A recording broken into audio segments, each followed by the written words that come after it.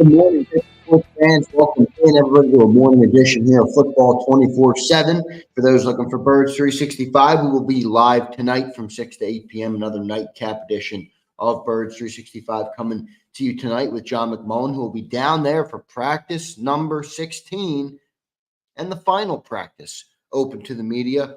So this will be our last day of doing the training camp recaps. This will be our last day of having John live and in person, at least for the training camp period. They're going to change it up, and they kind of kick out the media after 30 minutes now, moving on. So we won't have as many full practice updates like we have been right now. Tonight we will do a Birds 365, as I mentioned. So for those looking for that, that will be tonight from 6 to 8 p.m. I will be joined by John McMullen on this segment here in a little bit, maybe 5 to 6 minutes, briefly, depending on when he joins from the car. So looking forward to talking to him to preview the practice today. But practice number 16, everybody, we are here at the end now of training camp, just about. It's not the end, but it's the end in a way, because we lose, like I said, the reporter access. So they have still more work to do. They will be ramping up things. I speculate they will really unload now that the reporters will not be there. I think Vic Fangio will get his starting guys on the field. I think he'll figure out his rotation, and he'll go from there. So, but we made it, everybody. August 21, we're 16 days away from the Philadelphia Eagles opener in Sao Paulo, Brazil, by the way, which I do not like starting our season in Brazil. Not ideal for the Eagles, but 16 days away from it. So we are officially just over 2 weeks, man. It's right around the corner. It's been a tremendous offseason for this team. It's been a tremendous training camp for this team. Jalen Hurts has been lighting camp up all offseason long. If he concludes today with no interceptions, that will be 0 interceptions for Jalen Hurts through the 16 practices, which, again, some people don't like the stats. I think the stats matter in this case because we have a quarterback that is surrounded by a lot of talent. And statistically, Jalen Hurts was no worse last year than he was in 2022, other than turning the football over. So now you have a quarterback that looks like he's figured out the problem and how to take care of the football. Not that he ever had a problem, but it was last year. Has been very good at it. But now you have a quarterback that is focused on protecting the ball. That will keep things flowing on the offense. We don't need a Superman QB. We don't need him to be Patrick Mahomes. We have great playmakers around him. So to take care of that football is crucial, and Hurts would, I guess you could say, make history if he does that today and completes training camp without an interception. So that would be good stuff from Jalen Hurts. So we will monitor that closely. For those following along in the Football 24/7s, I will be live again about 12:30 this afternoon. So we will recap the practice there. And as I mentioned, Johnny Mac will join me here on the preview, and then we'll recap the full thing tonight on Birds 365. I want to welcome everybody in this morning. Eduardo, what's up, Eduardo? Cheese is in here. Chan, my man Chan, what's up, Chan? How you doing, brother? Big D's in here. Cody K, Crowley, Twiz the Jig is in here, and anybody I missed. Sorry I missed you, but I appreciate you being here. Good stuff. As always, today I'll be interested to see what Vic kind of does, on the way out the door. What will the linebacker situation be? I don't anticipate him changing much at this point. Like I said, I think he's going to wait for the reporters to get out of the room before he really puts on, who he thinks is going to be his guys. So I'll be watching that though. Yesterday it was Devin White and Zach Bond again, and then Jacoby and Trotter mixed in. Warren Burks even mixed in, who's back from the injury. So that's good. The cornerbacks on Tuesday were Slay and Quinyon Mitchell on the outside, so I think that's a good thing. And then Isaiah Rodgers came back in, by the way, for Quinyon when they put Quinyon to the inside. So Keely Ringo also got some first-team reps. So that position still seems to be fluent as well. My projection would be Slay and Quinyon on the outsides with Avonte Maddox at the slot corner. I think they're going to put him at slot corner to start the year. I might be completely wrong. They might go Cooper DeJean, but Cooper DeJean did not have a good day yesterday. He struggled yesterday. So hopefully he can kind of get his feet going. Remember, he did miss those couple weeks with the hamstring, so kind of still getting back up to speed for Cooper DeJean. I think he has a better practice today, but I will be looking for the reports from John and Jeff Kerr and all the guys down there today. So it looks like I have Johnny Mac now. Let me bring John McMullen in, and we will get a preview here on the day. Johnny Mac, do I have you, man? Yeah, you got me. I got you, man. Sound good, look good. Get down there safely today. John, last practice, man, at least open to the media like we're used to having all off season long so far. What's the expectation here going into the final practice? Yeah, they just want to finish strong, I think. It's been a solid summer overall for the team. Health is always the most important. And I think you've had some nicks and bruises here and there, but nothing terribly significant with certainly the key contributors. So that's always number one. Nothing stops today on other than what you just mentioned. Reporters can't watch the entirety of practice. So it's, the preparation continues, and I would argue it ramps up without prying eyes. So I wouldn't make this a big thing from that standpoint. It's only a big thing because people are very interested in this team, and when reporters can watch the whole practice, there's a lot more substantive updates instead of speculation. So people get excited about that. But, the preparation, if anything, ramps up after today. Yeah, no doubt about it. I said that coming in. I as you pointed out too, probably they'll know who their starters are. They're just going to wait until behind closed doors, so they can't let the reporters get it out there. There actually might be some skullduggery going on, John, right now with him keep putting Zach Bond out there, and then the minute you guys walk off the field, it's like, okay, Zach, you're back to the second team. I wonder if Vic is playing any of those games. Yeah, he might be. I mean, he could be looking at a rotation at linebacker. I asked him that last week, and he said he'd prefer to, but that doesn't mean he's not open to it.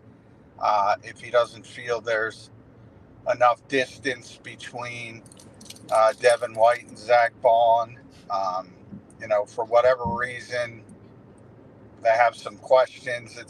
To me, the dichotomy of last year and this year is so interesting with Nakobe Dean because of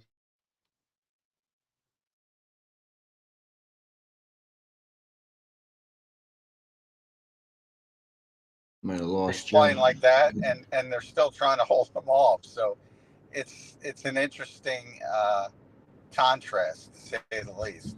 Yeah, lost you for a couple seconds there, John, but got you back. I want to ask about Cooper DeJean, John. We haven't seen much of him in camp, obviously, because of the hamstring injury that sidelined him for a few weeks.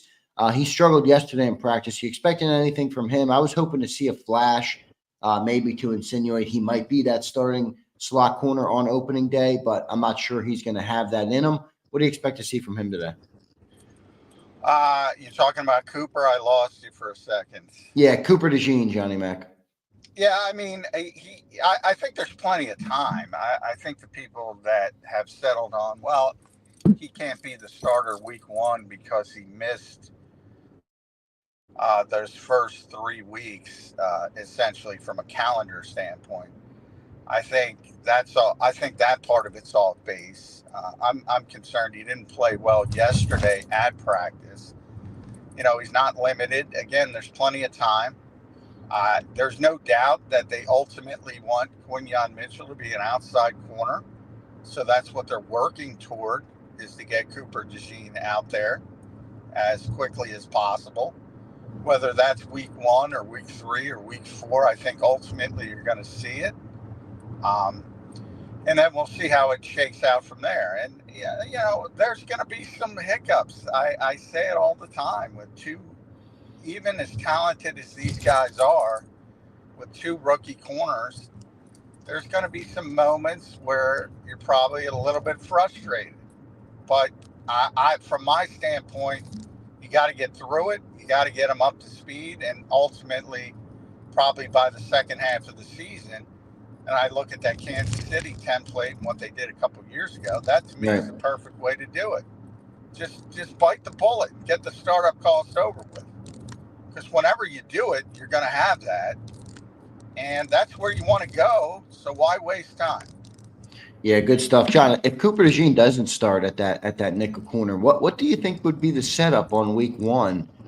Would they move Quinion to the outside and put Avonte Maddox in there? Like, who do you think will get that nod? Well, Quignon's going to be on the field every play. So, it's Green Bay, so it's very rare you're only going to have two corners on the field. If it comes up 5-6 times in the game, that'll be Quignon and Darius Slay. And then it'll kick inside when you need a nickel corner, Quignon Mitchell. Okay, so you think Quinion will play that slot before? If Cooper's not ready, I think, Yeah, gotcha. but he will be the 3-down corner. So for that, he will start outside if there's only two corners and move inside when they need three on the field, which is going to be the vast majority of the time against Green Bay. So whether it's Isaiah Rodgers or Keely Ringo, they're going to get significant snaps against Green Bay. And right now, Rodgers is still leading, but Ringo's, I think, closing the gap over the past few days at least. And that I think that's still a competition, but I would say Rodgers probably 75-25 right now is a pretty significant leader. Yeah, so we'll see what ends up happening there. A lot of cornerbacks on this team, not something we've had in recent years. So we will see what they end up doing there. Johnny Mac, expecting anything different from the linebackers today? I know we already talked about Zach Vaughn a little bit, but you think Vic's going to roll out the same two and keep that rotation flowing today? No, there's one day left. He's not going to go magically. Oh, here it is, guys. Yeah, right. Hey, a little present for us before we can only watch individual drills and practice. No, he's gonna take it the full 24 hours, and you're gonna see the same rotation. Probably Devin White and Zach Vaughn are gonna be the first duo out there, and then it'll be Nakobe and Devin, and that'll be Nakobe and Jeremiah Trotter, and then it'll be Nakobe and Zach Vaughn. He's trying everything. And he's trying all these different, and he even threw some, now that Oren Burks is back, he even threw some Oren Burks in there yesterday. Yeah. And you occasionally even get a little bit of Ben Van Sumeren. So, yeah, it's been that way throughout camp. It's only ramped up. It's supposed to be coming down and being more focused. It's only gotten more unfocused, I would say, over the past week. And that probably speaks to where he's ultimately going. And if I were a betting man and bet it US has the odds, I would bet on Devin White and Nakobe Dean against Green Bay. Johnny Mac, let's talk offensive line. Where are you on that offensive line right now? Any concern going into the year from an injury standpoint? Just the natural worry about a 34-year-old right tackle who's got a history of getting banged up a little bit, and Mekhi Becton, who's got a history of getting banged up a little bit. So, I mean, nothing dramatic. There's no significant injuries. And Landon Dickerson I throw in there as well. I think people forget how many health issues Landon had in college. And he's a big guy as well. And you start talking about leg issues and knee issues with somebody that size. So a little bit. I mean, the more is the depth. You can't replace players like that. We talk about it at wide receiver all the time. But if they lose, even we've seen this team with losing Lane Johnson. It's amazing the difference. And even in practice, when he takes a veteran day, it's amazing the difference. And you could span that out and say Jordan Mailata and Landon Dickerson. But, I mean, that's every team. If you lose star players, it's an issue. So, from that standpoint, no. You control what you control is the old NFL adage, and you can't control that. So, you got one of the best offensive lines in football, and you move forward, and hopefully everybody stays healthy. John, taking the linebackers out of it after 15 practices here, 16th coming up today. What's your most concerning position on this football team right now? Take out the linebackers? Yep, take out the linebackers. Probably, the starting lineup is very good. So I don't know if you're counting depth, but it would be the depth at wide receiver. If you're talking just starters, they're pretty good. I guess you'd have to go safety second.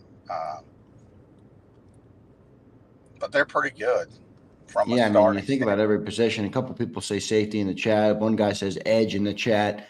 I don't know. I'm not there on edge. I think I'd more lean safety. But I like John. You've kind of won me over on the Reed Blankenship talk, in that he's a viable player. He's a good, solid player. I think he's underrated in this city, and I think the Eagles like him. So I think he's going to have a good year this year. But John, on the flip side, what's the one position that you're most confident in and that will be no issue for the Eagles this year? Well, wide receiver. I was about to say take wide receiver out, but I didn't want to make it. Yeah. Wide receiver and then offensive line. But we're only talking about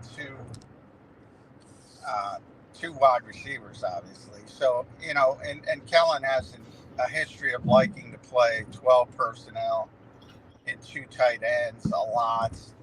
So that might mitigate the third receiver a little bit as well. Offensive line, I mentioned, is very strong.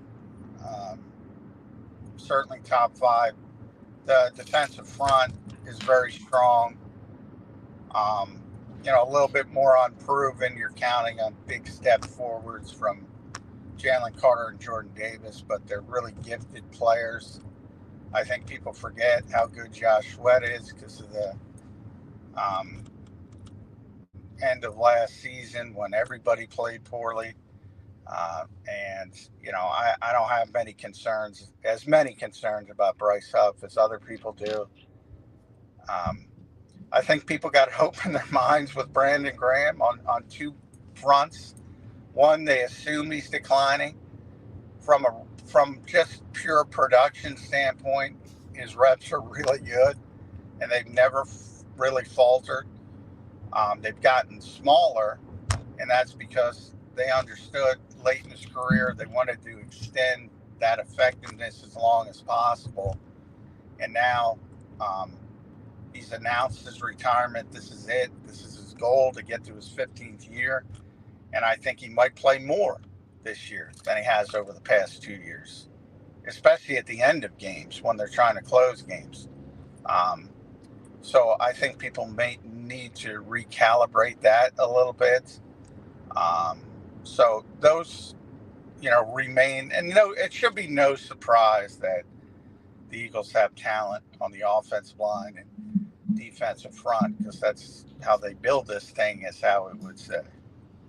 I think that running back position too, John's actually pretty good. Not even more is like a depth thing. I think Saquon's obviously a good starter, and then I think Kenny Gainwell's looked really good in the summer, at least from what I've seen. I think that's going to be a solid group. And then if you need that third guy, Will Shipley has showed that he can be a factor. So I think that's a pretty good room as well. But, how do you feel about that tight end position, John, after Dallas Goedert?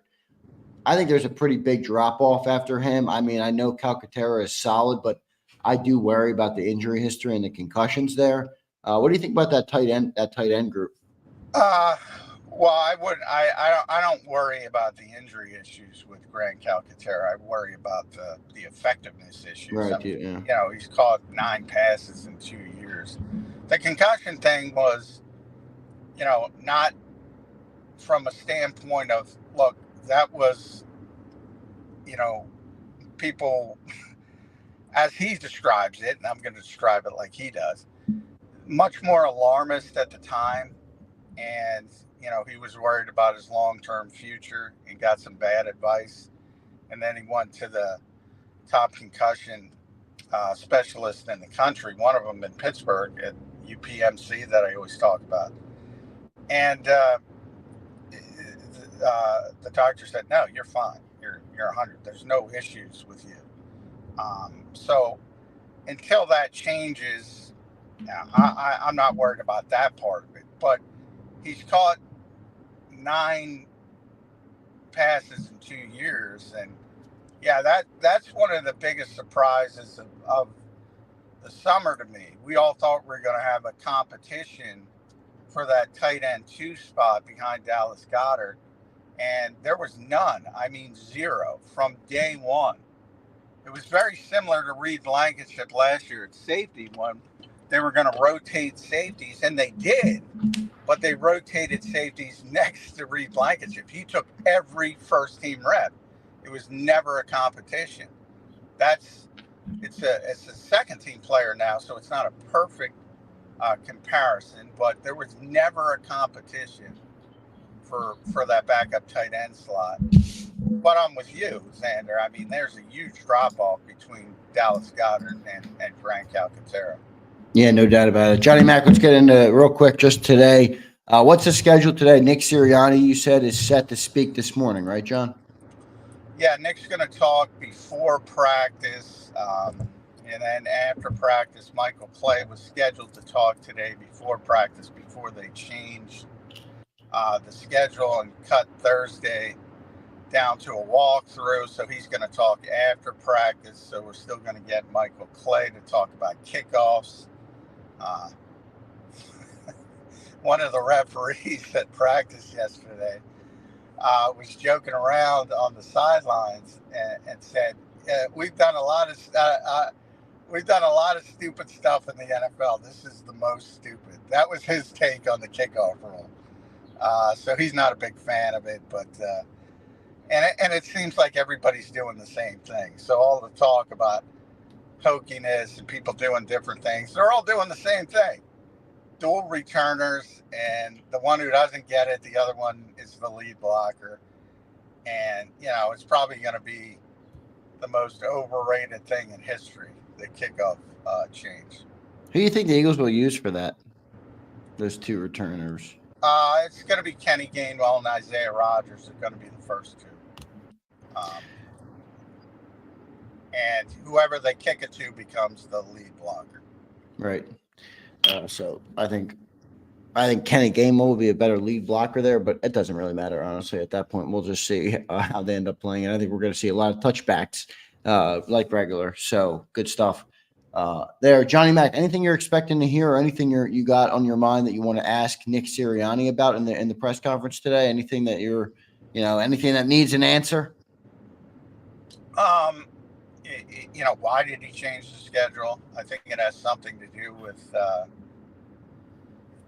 and he'll probably, it has something to do with the communication aspect. They wanted to go over to Lincoln Financial Field at last weekend to practice sort of the coaching aspect, the coaching communication aspect of things, but there was a concert last weekend. I don't know who it was. Some people in the chat might know, but so they couldn't use the stadium, and they tried to replicate it at NovaCare, and they had the coaches up in the balcony and tried to replicate sort of that communication on game day. My guess is they still want to work out the kinks there, and that's why they shifted. And they'll probably go over to Lincoln Financial Field for one of these walkthroughs to work on that. I think Nick will admit that, but we'll see. But that's number one. I want to see what the change in the schedule is. Yeah, so we'll see what he says about that. Johnny Mac, good stuff this morning, man. Get down there safely. We'll talk to you tonight on our nighttime edition of Birds 365. All right, man? All right, thanks, Xander. All right, thanks, Johnny Mac. There's Johnny Mac joining us on Football 24/7 this morning before the final day of practice open to the media. It's not their final day. They're not done camp, everybody. They're just kind of kicking the reporters out a little bit, so that we'll have less coverage on it at least, which isn't a great thing for us and for the network and for you guys because we don't have as much information to give you. But the team is ramping up now, 16 days away from that opener. I'm going to go to our chat check. I want to hear from you guys and see where your heads are, what you guys are interested in, what's peaking your head up, for at least day 16 here, and then anything on your mind after 15 days of camp. I did see some good comments in here earlier. Madness is in here. What's up, Madness? Abe, what's up, Abe? Crowley, Prince, Chuck Hutton, what's up, Chuck? Stephen McKell's in here. Bro's in here. Appreciate all you Isaiah Fair's in here. Appreciate all you guys being in here. I want to go to this comment, and Brode says Reed Blankenship is a liability. Brode, I don't know if he is, man. I hear what you're saying. He's not an impact player. He's not a game-changing player, but you're not going to have all pros all over your roster. You're just not. And I think Reed Blankenship is a solid player. I think he's severely underrated on this team. I thought he brought a physicality to the back end of the roster, or to the back end of the defense last year that nobody else had. Now, we did add C.J. Gardner-Johnson. So, he's also playing with a better guy next to him this year. Remember, we traded for Kevin Byard last year, and what a nightmare that was. He did nothing for this team. And I was very excited when we traded for him. I thought it was a great move. So now you kind of upgraded who's next to him. You have a physical guy playing next to him. I don't think Reed Blankenship's going to be a liability. Now, I'm not going to say he's going to be an all-pro, but I think he's going to be perfectly fine for this team. I think the Eagles like him a lot. Remember, they bought out that unrestricted year, which would be next season for Reed Blankenship from the undrafted standpoint. So I think they like the player. They've showed that they like the player. That's why John said they weren't going to go and get Simmons, but I don't think he's a liability. I think he's a solid player, and I think we're going to be all right with him. I think he can play. So Spinbad says Reed can play. Cody K, I would agree with this too. Cody K says Blankenship hasn't reached his ceiling yet. I would agree with that for sure. Chuck Hutton says aware of any practice squad changes by the league this year, depth concerns. Chuck, there is a big change on the practice squad, and that veterans can be put on the practice squad. I don't know the exact rule on it, Chuck, but John has talked about that many times where there are players now that you could put on the practice squad that in the past you could not put. So that should help them to be able to move some players over there, but I don't know exactly what the rule is. I will get an update from John on that for you. Isaiah checks in. Xander, I talked to my friend yesterday. He does know your roommate, Ernie. He was so shocked. What a small world.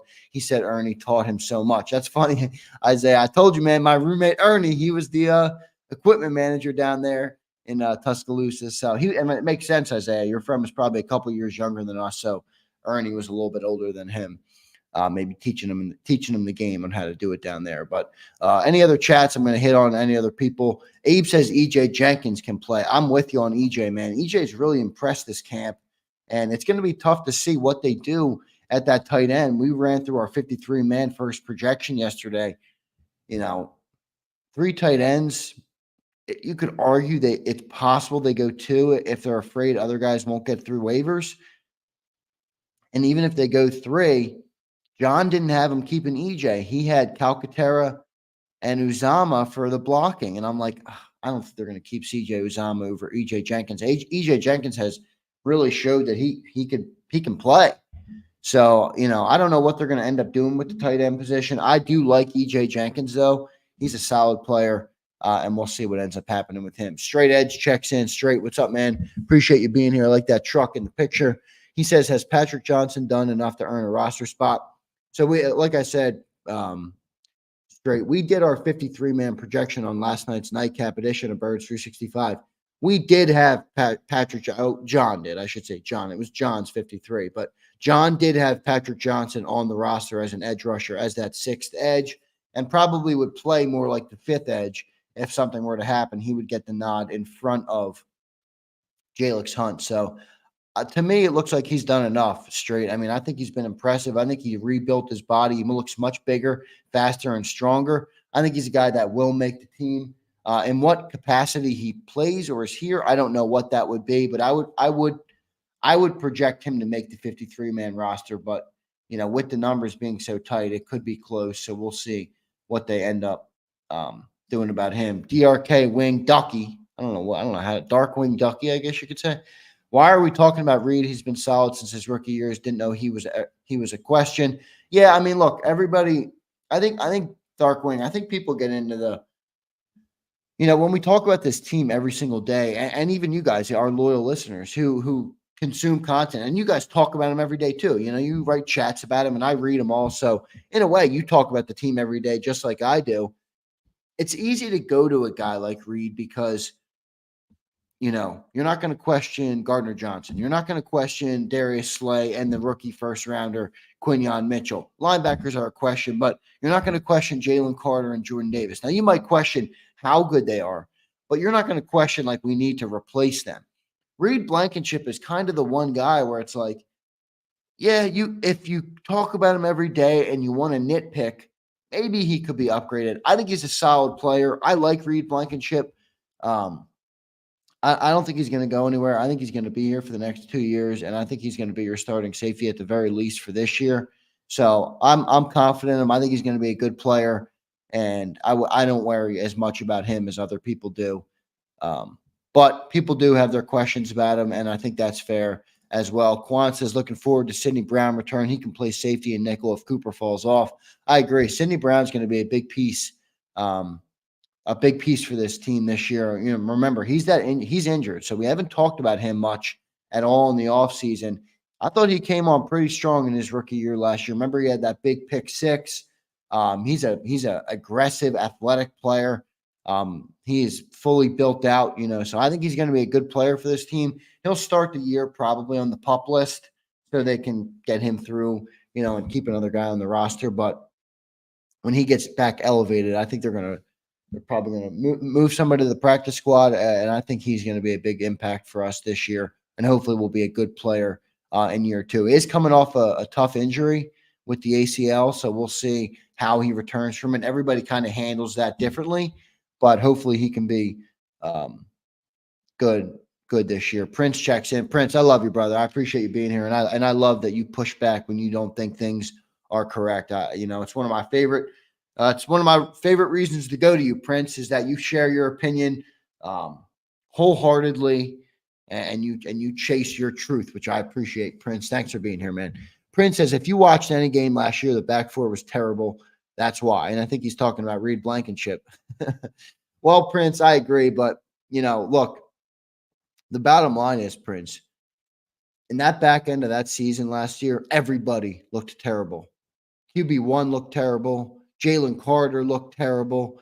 Darius Slay looked terrible. Everybody looked terrible late in the year last year. So, we've done a lot of talk this offseason of like, oh, who looked bad at the end of last year? It's basically unanimous that every player didn't look that good. So I'm trying not to let that sway me in too much of, because everybody looked so bad late in the year. I think Reed's still a solid player, but it's a fair point. I mean, the back four wasn't good last year, so it's a fair point. It's something we're going to have to monitor. I do think they've upgraded that back four where you have Quinyon now, you have CJ Gardner-Johnson. So how much does that help Reed Blankenship play better? I think that's fair to wonder. But overall, I understand your point for sure. And Madness checks in. He agrees, Prince, with you that, nobody wanted to tackle, and he wasn't great at the end of the year last year. But overall, I'm okay with the safety position. I don't think it's going to be a big thing. I think they'll be all right this year. Abe checks in. Xander, I disagree with Sills about this. Big hitters are still liked in this league. Gordon from the Bears made it happen the other game. Yeah, no, I mean, big hitters are still liked. The problem, Abe, is that it's not as much Sills saying that people don't like them. It's that the league is legislating it out of them. So, even the hip drop tackle this year, right? Like, the league is so tailored now to the offensive game. Every rule change is to help offense. Every rule change is in a way to hurt the defense. And, that's why they're not as valued in today's day and age. Like, we talk about a guy like Brian Dawkins, one of our most aggressive players, one of our biggest hitters. He would get flagged like crazy in today's day and age. It's not about the player. It's about the legislation of the game more. And I think that's an issue, but I hear what you're saying for sure on that one. Madness checks in. Z, I have a feeling Hurts is going to have his best season, even better than 22. Madness, I agree. I said this yesterday on Cilio's show. I'm not sure if you were in there for that, but, I said, look, this is a pro-style offense. The ceiling for Jalen Hurts is now blown open because in 22, you're running the RPO. It was great. Hurts was great, but the league had changed. The league adapted to the style, and now you put Hurts in a more pro-style offense. while also accentuating his skill sets, I think the sky's the limit for Jalen Hurts. I think Kellen Moore is the right guy to call the offense for him, and I think he has a huge year with you. Corey checks in. Xander, what's up, Coach Corey? Appreciate you being here, my man. I know you're always in here. Always good to see you, brother. I hope you're doing well. Hope everything's good on your end. Jimmy Wen, what's up? Jimmy, good morning, brother. Thanks for being here. Appreciate you being here this morning. Philly Don 23, one of our channel members. Thanks for being a channel member, brother. Anybody that wants to be a channel member, we appreciate that. It does go a long way in helping support this channel. So if you're up for it and you want to pay the $5 a month to enter into the Saquon Barkley giveaway and support the channel, the link is pinned in the chat. We appreciate all of our channel members. Morning, everyone. Xander, do you see a lot more corner safety blitzes with Vic's defense? I would say no to that, Philly Don, before this week, because if you look at Vic's history, he's had a very consistent history in blitzing.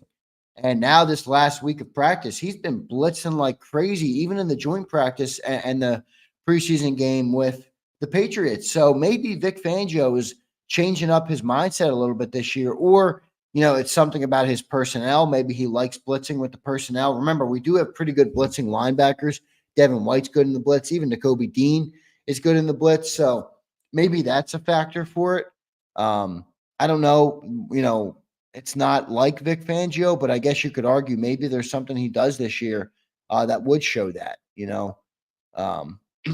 we'll see what ends up happening there. Isaiah says, we can nitpick the roster all we want. This team and this year will come down to coaching. The NFL now is coaching is really important. No doubt, Isaiah. I mean, I feel good though. I mean, I know Nick Sirianni, gives people some concern, but I feel good about Vic Fangio and I feel good about Kellen Moore. And that makes me feel good about the coaching for this team. And I think that's going to, play into how successful we are this year.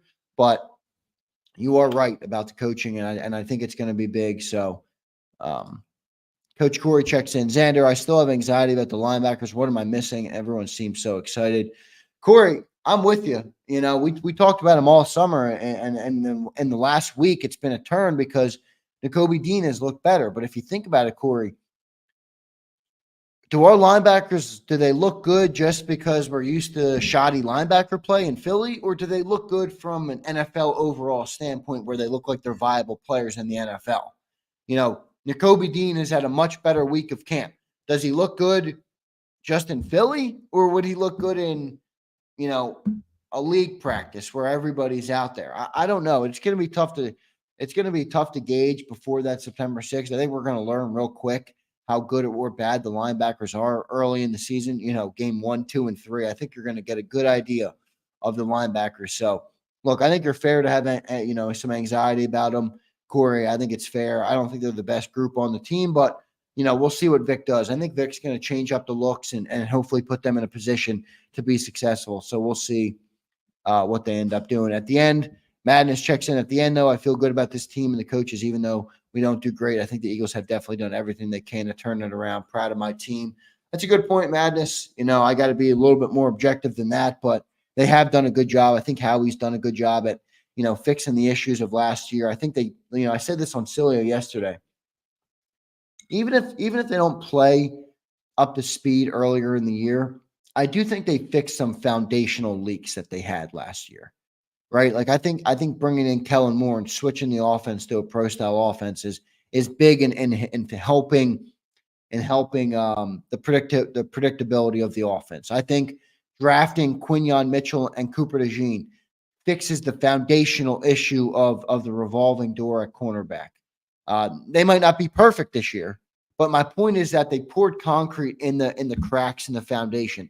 Now we might need some time for it to fill in and be a competent defense. But I think we did fix some of the real foundational problems we had last year.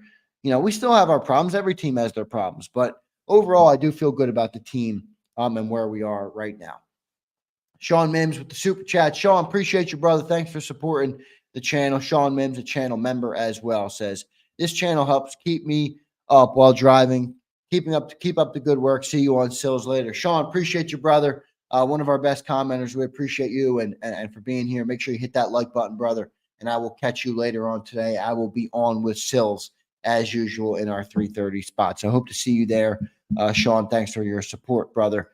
It doesn't go unnoticed. Chuck Hutton, you're right, Xander. Compared to most teams, our linebackers are mediocre.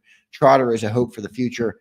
Chuck, no doubt, I'm very high on Trotter. I think he's going to be a good player. I think he's been more impressive than we expected up to this point. So I'm excited about him. Hopefully he can have a good impact on this team this year, and he can be, a guy that gets up to speed and can be a viable player for years to come. But overall, good stuff, everybody. Day 16 is about to wrap. So after today, I will be live again at 12:30, and then we'll have a nightcap edition of Birds 365 tonight. So I'm going to get out of here now. Appreciate you all being here. Hit that like button.